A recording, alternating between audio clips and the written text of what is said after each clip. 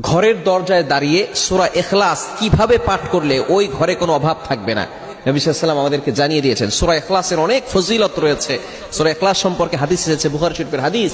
যদি কোনো ব্যক্তি একবার এই সূরা ইখলাস পাঠ করে, এবং শুধু তাই না, যে ব্যক্তি সূরা ইখলাসকে বেশি মহব্বত করে, এক সাহাবী সূরা ইখলাসকে বেশি মহব্বত করতেন।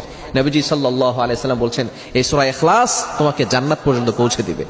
শুধু তাই নয়, কোনো ব্যক্তি যদি একবার সূরা ইখলাস তেলাওয়াত করে, আল্লাহ পাক রব্বুল আলামিন তার জন্য কোরআন শরীফের 10 পারা পড়লে যে সওয়াব হয়, সেই সওয়াব আল্লাহ তাআলা তার আমলনামায় দিয়ে দিবেন। বলেন সুবহানাল্লাহ। Can you imagine? আপনি কল্পনা করতে পারছেন? যদি 2 বার তেলাওয়াত করা হয় তাহলে 20 পারা কোরআন শরীফ তেলাওয়াত করার সওয়াব। যদি 3 বার পড়া হয় তাহলে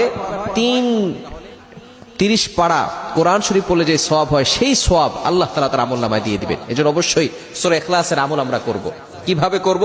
ঘরের দরজায় দাঁড়িয়ে যদি সূরা ইখলাস পাঠ করতে পারি, কতবার পাঠ করলে আল্লাহ পাক রব্বুল আলামিন বরকত দিবেন, ওই সংসারে কোনো